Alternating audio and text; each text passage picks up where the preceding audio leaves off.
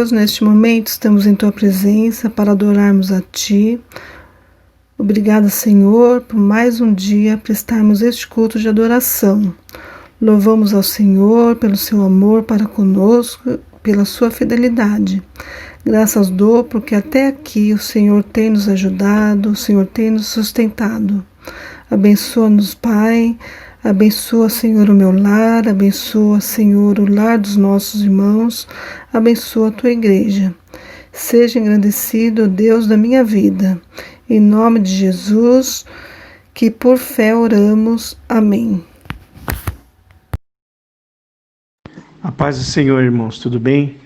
É bom estar aqui com vocês, mais um domingo, que Deus possa estar presente na vida de cada um de vocês.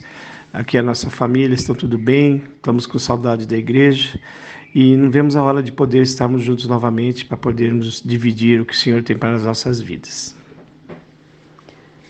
Boa noite, irmãos, saúdo a todos, que Deus abençoe a todos e fiquem com Deus. Estamos com muita saudade, mas nós sabemos que logo tudo isso vai passar e poderemos estar em comunhão juntos novamente.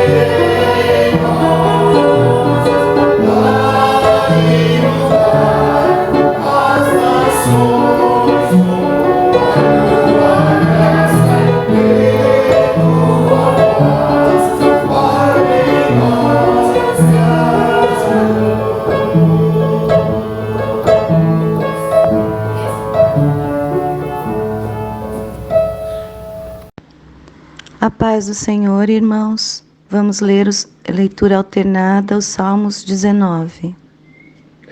Os céus proclamam a glória de Deus, e o firmamento anuncia as obras das tuas mãos. Um dia discurso a outro dia, e uma noite revela conhecimento a outra noite. Não há linguagem, nem há palavras, e deles não se ouve nenhum som. Em toda a extensão da terra, e as suas palavras até ao fim do mundo. Neles pôs uma tenda para o sol, O qual, como um noivo que sai dos seus aposentos, se regozija como herói e percorre o seu caminho. A sua saída é desde uma extremidade dos céus, e o seu curso até outra extremidade deles, e nada se furta ao seu calor. A lei do Senhor é perfeita e restaura a alma. O testemunho do Senhor é fiel e dá sabedoria aos simples. Os preceitos do Senhor são retos e alegram o coração. O mandamento do Senhor é puro e alumia os olhos. O temor do Senhor é límpido e permanece para sempre.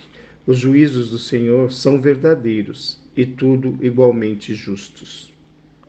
Mais desejáveis do que o ouro, sim, do que o ouro fino, e mais doces que o mel e o licor dos favos. Além disso, por ele se ademoesta o teu servo e os guarda a grande recompensa. Quem pode entender os próprios erros? Expurga-me tu dos que me são ocultos.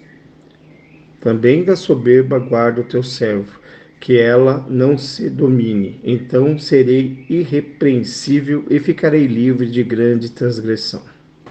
Sejam agradáveis as palavras da minha boca e a meditação do meu coração perante a tua face, Senhor, rocha minha e libertador meu.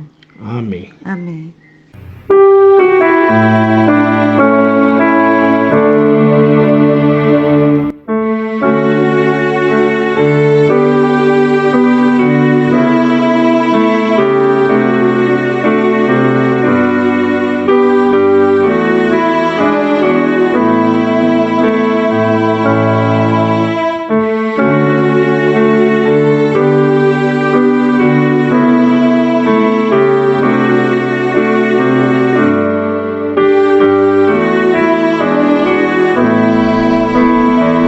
Senhor nosso Deus, nosso Pai, humildemente na Tua presença, como igreja, nós reconhecemos que temos faltado, ó Pai, quando deixamos de perdoar, quando deixamos de amar, e também em nossas omissões.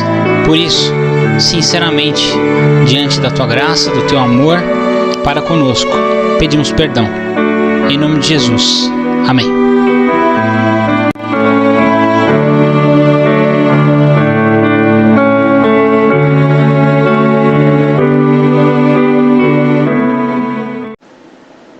Irmãos e irmãs, visto que Deus nos perdoou em seu Filho, perdoemo-nos uns aos outros.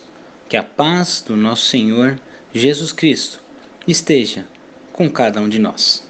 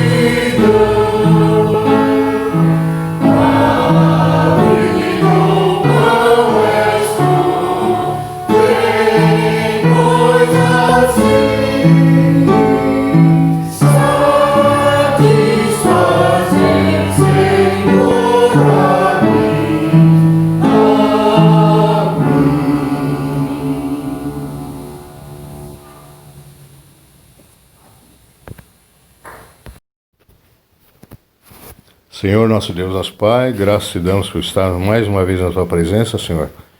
E neste momento em que ouviremos a palavra que será proferida pelo nosso pastor, que seja agradável aos nossos ouvidos, aos nossos corações, Senhor. Que ele seja de exemplo, sirva de exemplo para a nossa criatividade, Senhor, perante Teu amado Senhor, nosso Deus.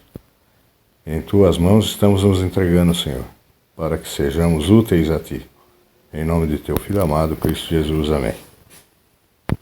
A leitura bíblica para a mensagem desta noite de domingo é a leitura que está no Evangelho de Mateus, capítulo 21, versículos 33 a 46.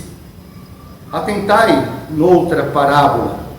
Havia um homem, dono de casa, que plantou uma vinha, cercou-a de uma sebe, construiu nela um lagar, edificou-lhe uma torre e arrendou-a a uns lavradores. Depois se ausentou do país.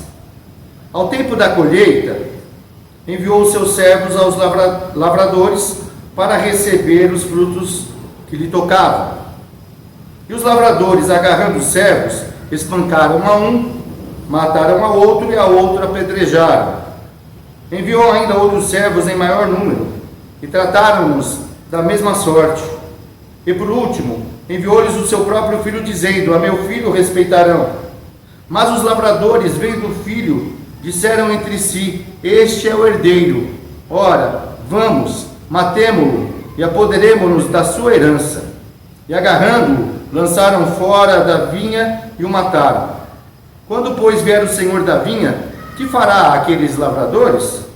Responderam-lhe: fará perecer horrivelmente a esses malvados, e arrendará a vinha a outros lavradores que lhe remetam os frutos dos seus devidos tempos. Perguntou-lhe Jesus: nunca lestes nas Escrituras? A pedra que os construtores rejeitaram, essa veio a ser a principal pedra angular. Isso procede do Senhor e é maravilhoso aos nossos olhos? Portanto vos digo que o reino de Deus vos será tirado e será entregue a um povo que lhe produz os respectivos frutos. Todo o que cair sobre esta pedra ficará em pedaços, e aquele sobre quem ela cair ficará reduzido a pó. Os principais sacerdotes e os fariseus, ouvindo estas parábolas, entenderam que era a respeito deles que Jesus falava. E, conquanto buscassem prendê-lo, temeram as multidões, porque estas o consideravam como profeta. Palavras do Senhor, palavras de vida eterna para a nossa edificação. A mensagem desta noite, baseada no Evangelho de Mateus, capítulo 21, do versículo 33 ao 46, nos fala a respeito de uma parábola muito interessante que o Senhor Jesus fala aos seus discípulos e às pessoas que estavam ao redor.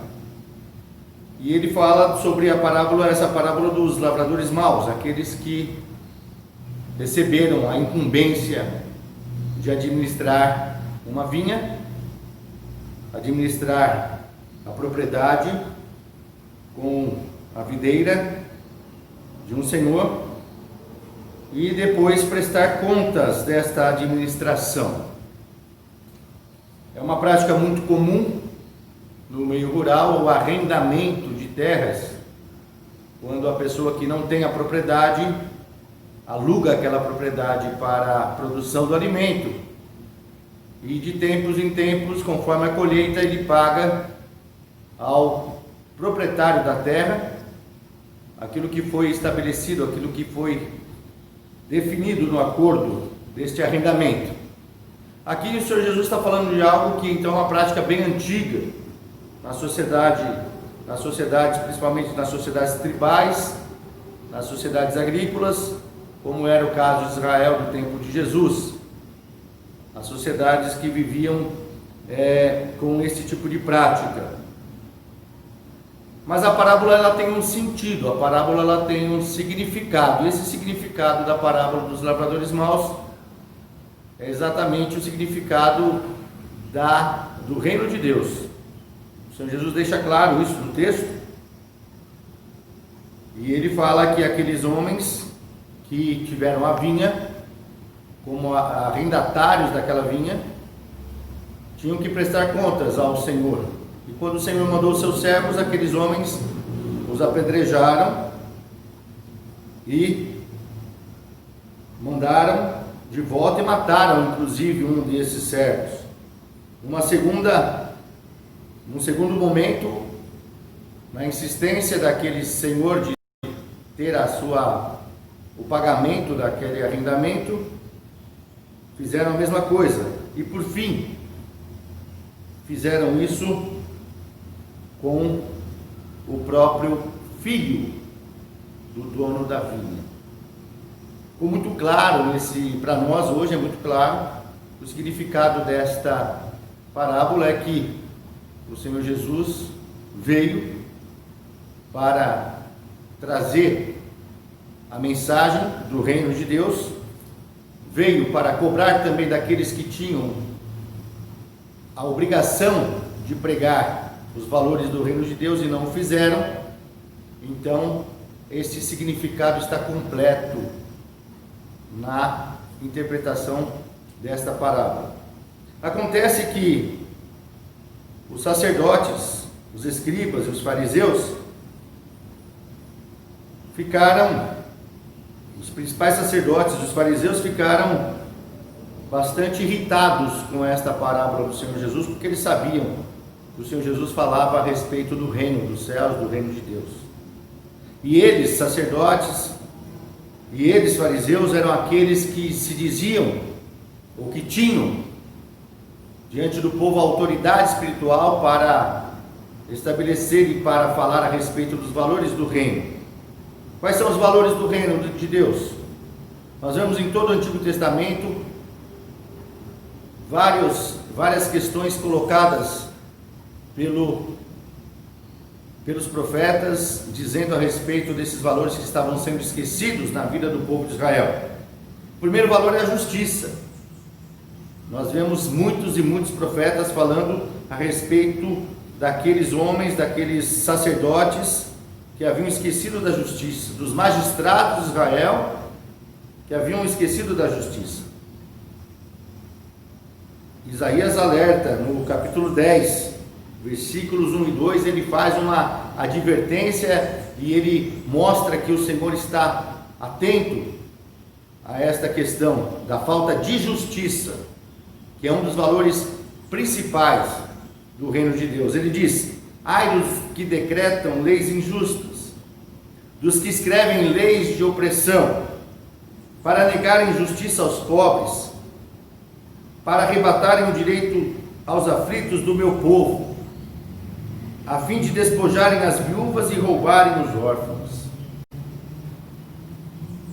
Deus estabeleceu leis para que o povo tivesse justiça, tivesse paz, para que as pessoas que estavam em situação de comprometedora na sua questão do seu sustento, tivessem o seu direito preservado, o seu sustento garantido. Havia em Israel a lei da colheita, em que todos os agricultores iam colher as espigas de milho, do trigo, dos cereais, e quando eles faziam essa colheita e saíam colhendo aqueles feixes de trigo, as espigas de milho, os outros cereais da terra, eles só poderiam colher aquilo que eles conseguiam carregar. Se algo caísse, se um feixe caísse no chão, se uma espiga caísse no chão, eles tinham que deixar ali, para que alguém que passasse, um viajante que passasse ali, um estrangeiro que estivesse em viagem, alguém que estivesse passando pelo caminho faminto, pudesse colher daquele alimento e se alimentar e comer, para que não passasse fome. Era também necessário separar uma parte para que fosse doado às pessoas que estavam aos órfãos e às viúvas. Mas, ao contrário disso, o que acontecia em Israel, e que aqui Isaías está denunciando, é que essas leis foram esquecidas, e no lugar dessas leis foram criadas leis em que se tirava todos os direitos.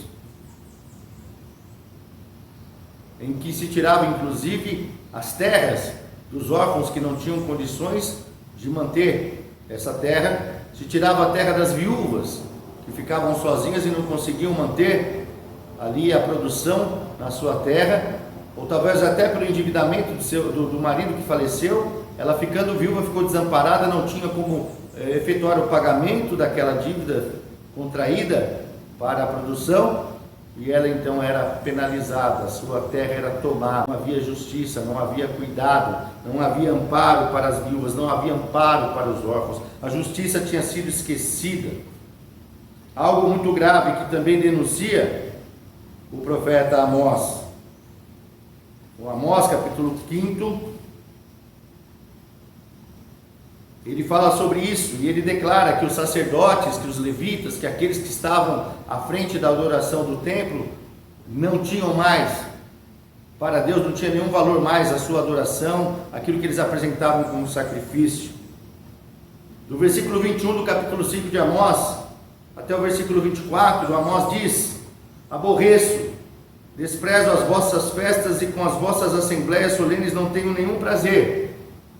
E ainda que ofereçais sacrifícios, holocaustos e vossas ofertas de manjares, não me agradarei deles, nem atentarei para as ofertas pacíficas e vossos animais cevados.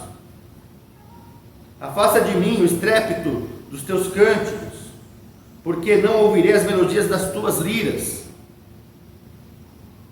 Antes, corra o juízo como as águas, e a justiça como o rio perene. Não adianta apresentar sacrifícios, não adianta querer apresentar diante de Deus qualquer tipo de adoração, ou apresentar diante dele qualquer tipo de contribuição, ou da nossa parte, algo que nós possamos dizer que estamos consagrando se o nosso coração não estiver realmente em sintonia com a justiça de Deus, com o direito, com a paz, não só interna, mas com a paz que nós devemos ter com relação ao nosso semelhante. O outro aspecto da justiça de Deus, aliás, do reino de Deus, além da justiça, é a misericórdia. E Deus fala através do profeta Oséias: pois misericórdia quero e não sacrifício, e o conhecimento de Deus mais do que holocaustos. Então os profetas denunciavam, os profetas mostravam, eram mandados por Deus para apontar para o sacerdote, para o levita, para os doutores da lei, para os fariseus, que eles tinham se esquecido da justiça, tinham se esquecido da paz, tinham se esquecido da misericórdia. É isso que o Senhor Jesus está falando nesta parábola. E esta parábola é atual em nossos dias.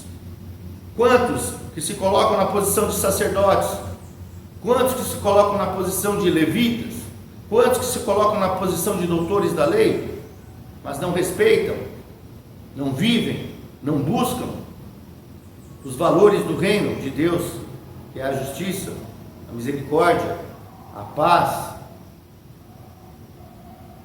aquela compaixão que devemos ter pelos menos favorecidos, o ministério diaconal da igreja que precisa ser exercido de uma forma correta, de uma forma séria, de uma forma efetiva, levando alento àqueles que estão sofrendo, ajudando, estendendo a mão àqueles que estão prostrados.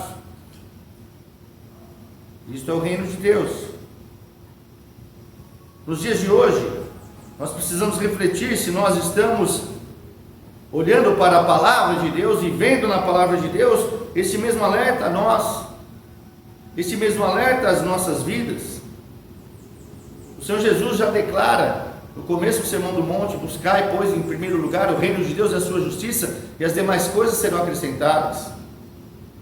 Quando nós colocamos as nossas preocupações na frente do reino de Deus, nós deixamos de cumprir o nosso papel como igreja. Quando nós colocamos os nossos projetos pessoais no lugar do reino, nós deixamos de levar para a sociedade a palavra de justiça, de paz, de misericórdia, de compaixão. Nós como igreja não podemos nos calar, nós como igreja não podemos deixar, mas temos que viver isto na nossa vida. Temos que viver isso como igreja. como comunidade da fé, e temos que viver isso como propagadores da mensagem do Evangelho, como profetas do Senhor, para a honra e glória do nome dele. Vamos viver a justiça do reino, vamos ser os bons lavradores, não os maus lavradores. Vamos ser bons administradores daquilo que o Senhor colocou à nossa disposição, dos recursos que Ele colocou em nossa mão, para que nós possamos administrar, para seguir em frente como igreja. O que falta colocar? Como está a nossa administração? Como está a administração do teu tempo? Como está a administração dos teus recursos materiais? Como está a administração da tua consagração diante de Deus? Faça uma reflexão, coloque o teu coração diante do Senhor, peça perdão a Ele se você não tem cumprido a sua parte, o seu papel, e faça parte do reino, e viva esses valores maravilhosos do reino, para a honra e glória do Senhor, porque nós não rejeitamos aquele que veio, nós não rejeitamos o Filho, nós não somos aqueles que rejeitaram, nós acolhemos o Filho que veio e trouxe esta mensagem e nos dá paz ao coração. O Senhor Jesus diz: deixe-vos a paz, a minha paz vos dou. Esta paz o mundo não pode dar e o mundo também não pode tirar. Tenha paz diante do Senhor, mas reconheça, coloque-se na presença dEle, se arrependa daquilo que você tem deixado de fazer e seja um bom administrador do reino, um bom administrador dos recursos que o Senhor colocou na sua mão, para que você também possa contribuir com a mensagem do reino, com os valores do reino de Deus na terra. Que Deus abençoe a tua vida, que Deus abençoe a tua família. Amém.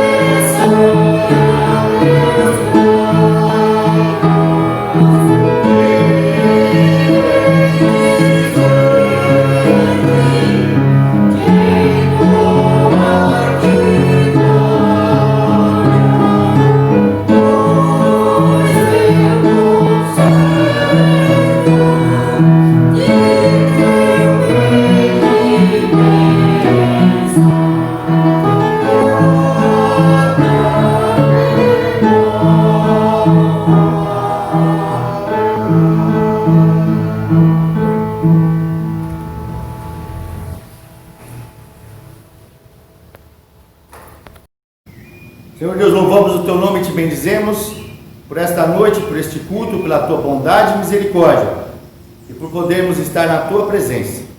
Agradecemos, ó Pai, a tua misericórdia, o teu amor, a justiça do reino de Deus, que nos faz realmente estarmos na tua presença e em Cristo Jesus sermos justificados para sermos participantes desse reino. Agradecemos, ó Pai, a tua bondade e pedimos, Senhor, que o Senhor com a tua misericórdia venha cobrir as nossas vidas. Cubra, ó Pai, com a tua misericórdia todos os corações que ouviram esta mensagem, que viram, ó Pai, este culto, que participaram desta adoração, e que suas vidas sejam vidas, ó Pai, realmente transformadas e vidas de gratidão ao Senhor. Conforte os corações daqueles que estão lutando, daqueles que estão, ó Pai, enlutados, daqueles que estão, ó Pai, enfermos, daqueles que ainda estão, ó Pai, numa luta muito forte contra as dificuldades que estamos enfrentando no momento que estamos passando. Nós pedimos, ó Pai, que o Senhor nos dê forças, pedimos, ó Pai, que o Senhor nos dê coragem, pedimos, ó Pai, que o Senhor venha com o teu Espírito trazer o bálsamo refrescante sobre os nossos corações.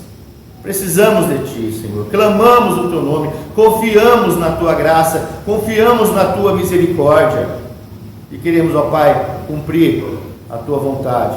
Nos ajude, ó Pai, a fazer isso, individualmente e como igreja do Senhor, como testemunho para esta sociedade. Nós pedimos, ó Pai, que o Senhor, com a Tua graça, alcance os corações de todos aqueles que estão nesse momento sofrendo, daqueles que estão angustiados, daqueles que estão com muitas dúvidas, mas que possam confiar, entregar a vida nas Tuas mãos e saber que o Senhor está presente e que o Senhor quer salvar e transformar cada vida.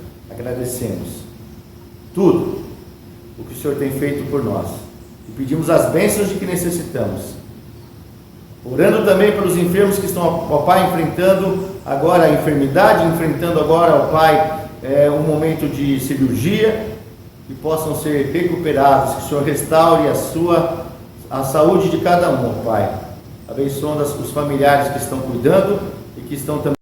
Que todos recebam a Tua bênção, sejam amparados pelo Senhor e sintam a Tua presença. É o que oramos em nome de Jesus. Amém. Que a graça, a paz, o amor, as ternas consolações e a plena comunhão de Deus Pai, Deus Filho e Deus Espírito Santo repousem sobre todos aqueles que confessam a Cristo como único Senhor e Salvador. Todos aqueles que buscam a Sua presença, que vivem em busca dos ideais do reino, dos valores do reino de Deus. Que essa graça, paz, amor, comunhão e consolação de Deus Pai, Deus Filho e Deus Espírito Santo capacite a todo o povo de Deus espalhado por toda a terra no testemunho verdadeiro e fiel daquele que era, que é e que há de vir, o Senhor Jesus Cristo, até a consumação dos séculos. Amém.